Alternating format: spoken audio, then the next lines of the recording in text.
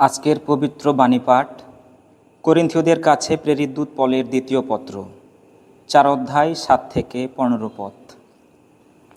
প্রিয়জনেরা, ঈশ্বর যে জ্ঞানের ঐশ্য আলো আমাদের অন্তরে জ্বালিয়ে দিয়েছেন, সেই আলোর মহাসম্পদ আমরা যেন মৃন্ময় পাত্রেই বহন করে চলেছি, যাতে এই কথা প্রকাশ পায় যে সেই অলোক সামান্য শক্তি আমাদের মধ্য থেকে নয়, ঈশ্বরের কাছ থেকেই আসে।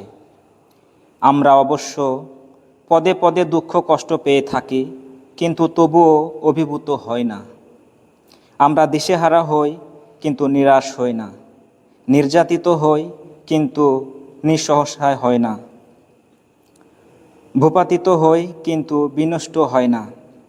আমরা সর্বদা নিজেদের দেহে যিশুর মৃত্যু যন্ত্রণা বহন করে চলি, যাতে যিশুর জীবনও আমাদের এই দেহের মধ্যে প্রকাশিত হয়। সত্যিই তো, আমরা জীবিত হয়েও যিশুর জন্যে প্রতি মুহূর্তে মৃত্যুর হাতে সমর্পিত হয়ে চলেছি, যাতে যিশুর জীবনও আমাদের এই মর্তদেহের মধ্যে প্রকাশিত হয়। বোঝা যাচ্ছে আমাদের মধ্যে নিত্য সক্রিয় রয়েছে মৃত্যু শক্তি, আর তোমাদের মধ্যে জীবন শক্তি।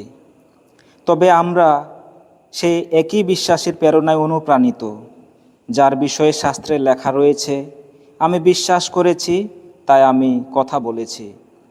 আমারও বিশ্বাস করি আর তাই কথা বলি, কারণ আমরা জানি যে প্রভু যিশুকে যিনি পুনরুত্থিত করেছেন, তিনি আমাদেরও যিশুর সঙ্গে পুনরুত্থিত করবেন।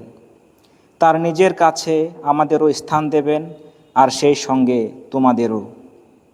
আসলে সবই তো ঘটছে তোমাদেরই কল্যাণের জন্যে, যাতে ঈশ্বরের অনুগ্রহ আরও অপর্যাপ্ত হয়ে আরও বেশি মানুষের অন্তর স্পর্শ করে, আর এইভাবে তা যেন আরও বেশি কৃতজ্ঞতা নিবেদনের কারণ হয়ে ঈশ্বরের মহিমা প্রকাশ করতে পারে। প্রভুর বাণী।